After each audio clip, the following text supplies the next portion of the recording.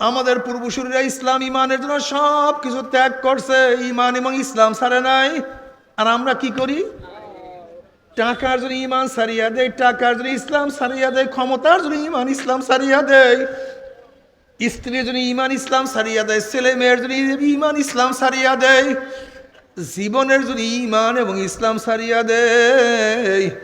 অথচ আল্লাহ বলছে আমিনু কামা আমানান নাস, ইমান আনো যেভাবে সাহাবার ইমান আনছে।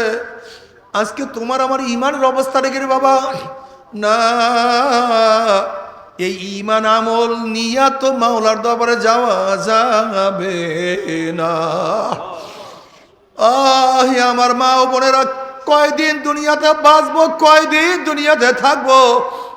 এ আমার যুবক বাবারাও, আমার মুরব্বী বাবারা, তুমি কি দেখো নাই যেই ডাক্তার ঔষধ লিখছে সেও মারা গেছে, যেই ব্যক্তি ঔষধ বানাইছে সেও নাই, যেই দোকানদার ঔষধ বিক্রি করছে সেও মারা গেছে, যেই ব্যক্তি ঔষধ সেবন করছে সেও নাই, যেই জল্লাদ ফাঁসি কার্যকর করছে সেও নাই, যেই জজ ফাঁসির রায় লিখছে সেও নাই, যাকে হত্যা করা হয়েছে সেও নাই, ধনীও নাই, গরিবও নাই, শিক্ষিতও নাই, মূর্খও নাই, নবী মুসাও নাই, ফেরাউনও নাই, ইব্রাহিমও নাই, নমরুদও নাই, আমার নবীও নাই, আবু জাহেলও নাই, জালেমও নাই, মাজলুমও নাই, কাতেলও নাই, মাকতুলও নাই। না, আমার বাবাও চলিয়া গেছে, দাদাও নাই, আল্লাহ তুমি মাফ করিয়া দাও।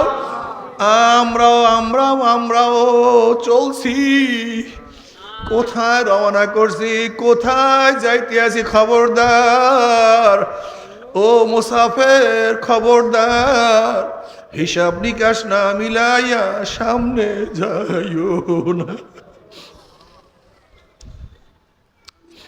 হে নৌকার মাঝি, এখনো দরিয়ার কিনারে আছো, বঙ্গোপসাগরের মতো বড় সাগর পাড়ি দিবা,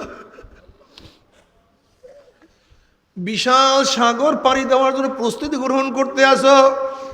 এখনো দরিয়ার কিনারায়, সাগরের কিনারায় নৌকার তক্তা ঠিক মতো চেক করো, বাদামের অবস্থা কি, মজদুরের অবস্থা নাকি, রশির অবস্থা কি, দাঁড় বৈঠার অবস্থা কি, খবরদার পরীক্ষা নিরীক্ষা না করিয়া সাগরের মধ্যে পানি জমায়ও না।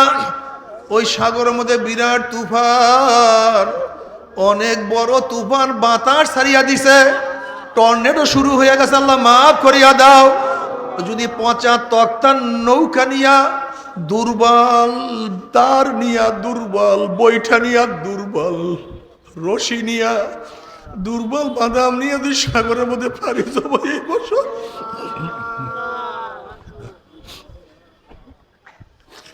দুই দিক থেকে যখন তুফান তোমার নৌকার মধ্যে বাড়ি বাড়বে, যদি পচা তক্তার নৌকায় ভাঙ্গিয়া যাবে, বাতার যখন বাদামের মধ্যে চাপ মারবে, ফারাত ফারাত ছিড়িয়া যাবে, রশি টাস টাস ছিড়িয়া যাবে, যখন জোরে জোরে জোরে জোরে তুফান বাড়ি মারবে,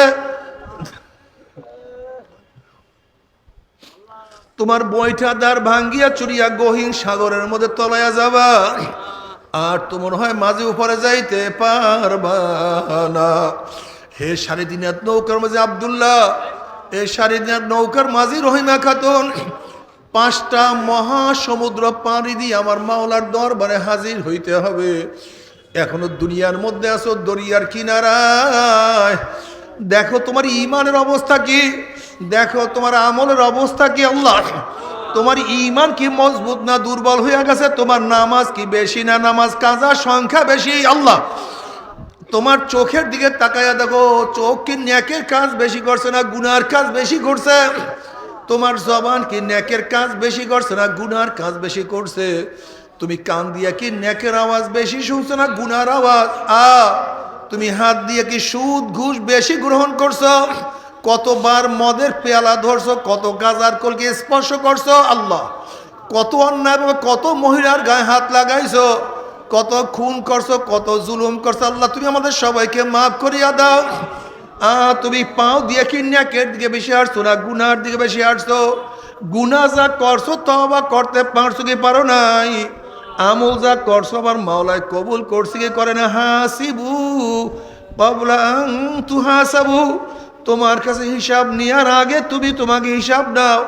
খবরদার দুর্বল ইমান দুর্বল আমল নিয়ে যদি মৃত্যুর কাছে আসার খাইয়া পড়িয়া যাও, নাফরমান বদমাশ বেঈমান হঠাৎ স্বপ্নের মধ্যে দেখতে পারবে জাহান্নামের দরজাগুলি টাস টাস করিয়া খুলিয়া গেছে। আজরাইলের মাথা আসমানে পাও তার জমিনে, এক হাত মাসিকার এক হাত মাগরিবের নীল রঙের দিঘির মতো বড় বড় দুইটা চক্ষু, সমস্ত শরীরের মধ্যে লম্বা লম্বা কালো কালো পশম, আবার সমস্ত পশমের গোড়া দিয়ে শুধু আগুনের ঝিলকি বাইর হইতে আছে। এই অবস্থা দেখিয়া নাফরমান রূহ আর বাইর হইতে চাইবে না, রূহটা থর থর থর থর থর থর করে কাঁপতে থাকবে। আজরাইল আলাইহিস সালাতু ওয়াস সালামের দিকে রূহটা করুণ দিশে তাকাইয়া বলবে, ভাই আজরাইল, আমার বয়স তো মাত্র 16, আমি তো মাত্র মেট্রিক দাখিল কাঁপিয়া পাশ করলাম, এত ছাত্র জীবনে তুমি আমার সামনে হাজির হইয়া যাবে, আমি কোনোদিন কল্পনা করতে পারি নাই। আমি মনে মনে কত নিয়ত করছি, আমি বিসিএস ক্যাডার হব, আমি ডিসিএসপি সচিব হব, আমার ঢাকায় বাড়ি থাকবে গাড়ি থাকবে, কত সম্মান ইজ্জত, কিন্তু মেট্রিকের বছর তুমি আমার সামনে হাজির হয়ে যাবে কোনোদিন কল্পনাও করতে পারি নাই। ইয়া আমার দাখিলের ছাত্র বাবারা ও আমার 10-এর ছাত্র বাবারা, তুমি কি দেখো নাই 9-এর কত ছেলেরা দুনিয়ার থেকে বিদায় হয়ে গেছে? ও আমার 9-এর ছাত্র বাবারা, তুমি কি দেখো নাই 8-এর কত ছেলেরা দুনিয়ার থেকে বিদায় হয়ে গেছে? তুমি কি দেখো নাই জন্ম হওয়ার পরে কত শিশু দুনিয়া থেকে বিদায় হয়ে গেছে? ভাই আজরাইল পরীক্ষা দিছে, আগামীকাল রেজাল্ট বের হবে, একটু রেজাল্ট শোনার সুযোগ করিয়া দাও। ভাই আজরাইল অমুক মাহফিলে গিয়া নিয়াত করছিলাম নামাজ আর কাজা করব না, রোজা আর ছাড়বো না, গুনার কাজের কাছেও যাব না, এই তওবা করব করব করতে করতে তুমি আমার সামনে হাজির হয়ে গেছো, আমাকে একটু তওবা করার সুযোগ করিয়া দাও। আল্লাহর কসম সারা রাত্র ঘুমাবো না, সারা রাত্র ইবাদত করব, সারাদিন কিছুই খাইব না, সারাদিন রোজা রাখবো, বন্ধু বান্ধবের আড্ডার প্রশ্নই আসে না, সারাদিন কোরআন তেলাওয়াত জিকির আজকারের মধ্যে লিপ্ত হইয়া যাব। ওয়া আকুম মিনাস সালিহিন, আমি নেককার আল্লাহওয়ালা হইয়া যাব, আমাকে তওবা করার সুযোগ করিয়া দাও। আজরাইল আলাইহিস সালাতু ওয়াস সালামের খবীর, ওরে খবীর, আমার মাওলা কি কালামে পাকের মধ্যে আগেই বলেন নাই, ওয়ালা ইউআখিরুল্লাহু নাফসান ইযা জাআ আজালুহা, আমি কাউর বাড়ির দরজা নক করলে গোটা দুনিয়ার মানুষ আমাকে সরাইতে পারে না, আমি কাউর সামনে হাজির হলে গোটা দুনিয়ার মানুষ আমাকে ভাগাইতে পারে না, আমি আমেরিকার রাশিয়া বুলেট কামান কিছুই ভয় করি না, আর তোকে সুযোগ দেয়া হবে না। আজরাইল আলাইহিস সালাতু ওয়াস সালাম গোসাইয়া রুহুটা পরে এমন জোরে থাবা মারবে, থাবার সরে কলিজার রগগুলি সিরিয়া সিরিয়া নিয়ে যাইবে। এই দুনিয়াতে তোমাকে আমাকে আর কেউ রাখতে পারবে না। ও আমার যুবক বাবারা, ও মুরব্বী বাবারা, ও আমার পর্দালে মা বোনেরা, আজকে দুনিয়ার পরীক্ষায় একবার ফেল করলে বারবার পরীক্ষা দিয়া পাশ করার আশা করা যায়। আজকে দুনিয়ার মামলায় ম্যাজিস্ট্রেট করে হারলে জজ করে আপিল করিয়া, জজ করে হারলে হাইকোর্টে আপিল করিয়া, হাইকোর্টে হারলে সুপ্রিম কোর্টে আপিল করিয়া যে তার আশা করা যায়। কিন্তু খোদা না খাস্তা, খোদা না খাস্তা, খোদা না খাস্তা, মওয়াতের মামলায়, কবরের মামলায়, কিয়ামতের মামলায়, ওই মিজান পুসরাতের মামলায় যদি একবার স্লিপ কাটিয়া যায়, একবার যদি ফেল করিয়া, একবার যদি ফেল মারিয়া যায়, আল্লাহ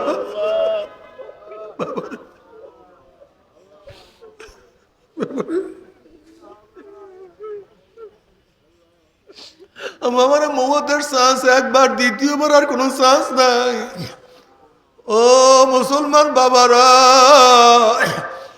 কবরে ঢোকার চান্স একবার, আর দ্বিতীয়বার কোনো চান্স নাই। ও ও মুরব্বী, ও বাবা, তুমি এখন আমার মাওলার ইবাদত করবে না, তুমি এখনো সতর্ক হবে না, অথচ তোমার কাঁধের উপর তোমার সন্তানের লাশ উঠিয়া গেছে। এ দাদা, তুমি এখন আমার মাওলাকে সেজদা করবে না? ও না না, তুমি এখন আমার মাওলার পথ ধরবে না, অথচ তোমার নাতির জানাজায় তুমি নিজে উপস্থিত হয়ে গেছো। ও বড় ভাই, তুমি এখন আমার মাওলাকে সেজদা করবে না, অথচ তোমার ছোট ভাইয়ের কবর তুমি নিজেই খনন করা শুরু করিয়া দিছ। ও বন্ধু, ও বন্ধু, এখনো তওবা করবে না, অথচ এই মাত্র তোমার বন্ধুকে চিরতরে বিদায় দিয়া চলিয়া আসছো। নাই, বাবাও নাই, দাদাও নাই, মাও নাই,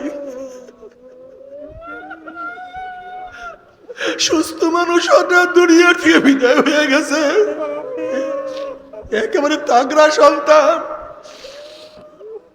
ঘর থেকে বের হয়েছে বাজার করার জন্য, বাজার নিয়ে আসতে পারে লাশ হইয়া ঘরে ফিরিয়ে আসছে।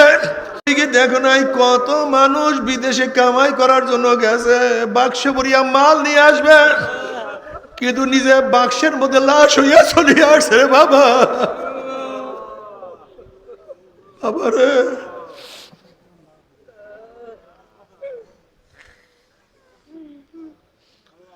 বাবারে, গুনাহ তো করি, তওবা করো আর মাওলার কাছে বলো, মাওলা রে মাফ করিয়া দাও, তওবা করার তৌফিক দিয়া দাও, গুনার দিকে ফিরিয়া থাকার তৌফিক দিয়া দাও। আমার মাওলার দরবারে শুধু চোখের বাণী ছড়া, আবার বলো, মাওলা ও রহমান, ও রহিম, ও গফফার, ওরে মালিক, মালিক রে মাফ করিয়া দিও। বাবার এই কবরের মধ্যে হাজার হাজার বছর থাকতে হবে, জানি না কি উপায়। আল্লাহ, বাবারে তুমি কি দেখো নাই, বুখারীর মধ্যে রওয়ায়াত আছে, নবী আলাইহিস সালাতু ওয়াস সালাম যখন কবরের বয়ান শুরু করলেন, দাজ্জাল মুসলিমুনা দাজ্জাতান, সাহাবাদের মধ্যে এরকম কান্নাকাটি, এর মধ্যে চিল্লাচিল্লি শুরু হয়ে গেছে।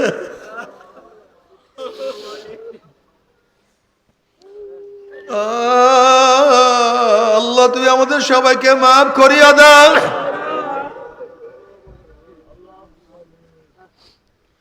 ও আমার যুবক বাবারা, মুরব্বী বাবারা, শয়তান তো মাওলার কাছে কসম করছে, মাওলা যে আদমের জন্য চিরতরে জাহান্নামী হয়ে গেলাম, ওই আদম সন্তানকে আমি জাহান্নামে না নিয়ে ছাড়বো না।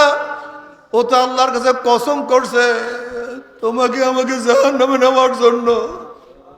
আমার মাওলায় মাওলায় মাওলায় মাওলায় বলছে, শয়তান তুই আমার বন্দাকে যতই গুনাহ করাও না কেন, আমার বন্দা তওবা করতে দেরি,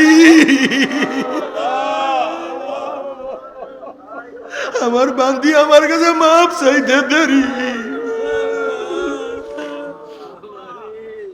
তুই যদি জাহান্নামের কিনারায় নিয়ে যাও, একেবারে জাহান্নামের কিনারায় নিয়ে গেছে, ওখানে বসিয়ে আসবে আমার বান্দা ডাক দেয়, মাওলা ধরো, মাওলা আমাকে বাঁচাও,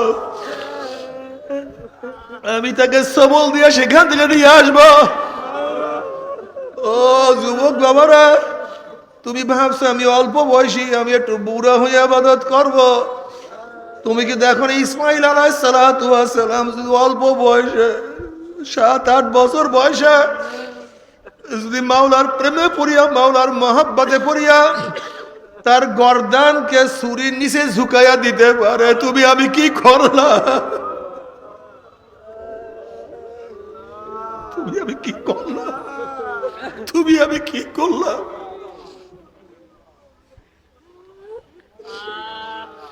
আলিউল মুর্তজা রাদিয়াল্লাহু তাআলা অল্প বয়সে আমার মাওলার পাগল হইতে পারে, তুমি আমি কি করলাম। আব্দুল্লাহ ইবনে আব্বাস, আব্দুল্লাহ ইবনে উমরকে আমার মাওলা যদি ছোটবেলায় কবুল করে, তুমি আমি কি করলাম। মাজ মুয়াজ রাদিয়াল্লাহু তাআলা উমর অল্প বয়সে আমার মাওলার প্রেমে পড়িয়া যদি যুদ্ধের ময়দানে যাবাইয়া পড়তে পারে, তুমি আমি কি করলাম না। ও আমার মা বোনেরা, সুমাইয়া রাদিয়াল্লাহু তাআলা যদি আমার মাওলার প্রেমে পড়িয়া ইসলামের সর্বপ্রথম শহীদ হইতে পারে,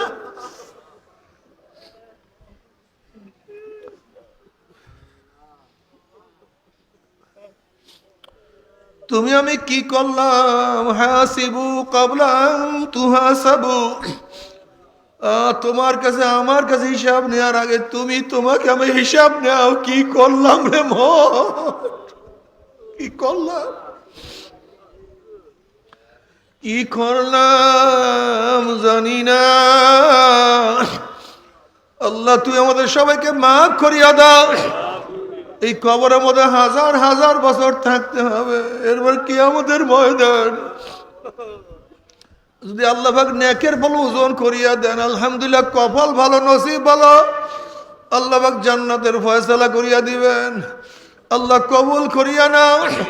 ওয়া আম্মা মান খাফফাত মাওয়াজিনুহু ফাউম্মুহু হাবিয়া, আর আল্লাহ না করুক, আল্লাহ না করুক, যাদের নেকের পাল্লা হালকা হয়ে যাবে, গুনার পাল্লা ভারী হয়ে যাবে, ফাউম্মুহু হাবিয়া, আল্লাহ পাক তাদেরকে হাবিয়া জাহান্নামের ফয়সালা দিয়া দিবে।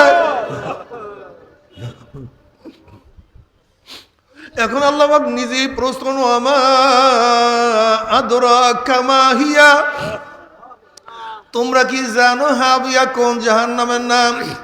হাবিয়া জাহান্নামের ধরনটা কি তোমরা কি জানো নাকি? আল্লাহ পাক প্রশ্ন করার পরে নিজেই জবাব দেন, নারুন হামিয়া। শোনো, হাবিয়া কেমন জাহান্নাম? যেরকম কোন এক মানুষ যদি বঙ্গোপসাগরের মাঝখানে ডুব দেয়, তার ডাইনে বামে চারিদিকে পানি আর পানি ছাড়া কিছুই থাকে না। হাবিয়া এমন একটা জাহান্নাম যার ডাইনে আগুন, বামে আগুন, উপরে আগুন, নিচে আগুন, সামনে আগুন, পিছনে আগুন, নারুন হামিয়া। আগুনের একটা গর্ত, আগুনের একটা কুয়া, আগুনের একটা মটকা, ওরে সহ্য করতে পারবি? আল্লাহ তুমি আমাদের সবাইকে মাফ করিয়াই দাও, গুনার থেকে তওবা করার তৌফিক সবাইকে দিয়াই দাও। আল্লাহ তুমি আমাদের সবাইকে মাফ করিয়া দাও। আর জাহান্নামে জ্বলতে জ্বলতে কলিজা শুকায়া যাবে, জিহ্বা শুকায়া যাবে, পানি পানি করে চিল্লাইতে থাকবে। আল্লাহ পাক বলবে, ফেরেশতারা নাফরমানকে দুনিয়াতে কত নিয়ামত আমি ভোগ করাইছি, আমার এত নিয়ামত ভোগ করিয়া যারা আমার হুকুম মানে নাই, ওই জাহান্নামীদের জন্য ঠান্ডা জাতীয় ঠান্ডা পানির ব্যবস্থা রাখি নাই। লা ইয়াযুকুনা ফিহা বারদা ওয়ালা শারাবা ইল্লা হামিমা ওয়াসাকা জাযাআন ওয়াফাকা, আমি ওদের জন্য গরম পুজ এবং গরম পানির ব্যবস্থা রাখছি। ওই পানি এবং পুজ এত গরম হবে, যখন জাহান্নাম লোকের চেহারার সামনে পানি এবং পুজ নিয়ে আসা হবে, পানি এবং পুইজের গরমে চেহারার চামড়াটা খুলিয়া যাবে, পুড়িয়া যাবে।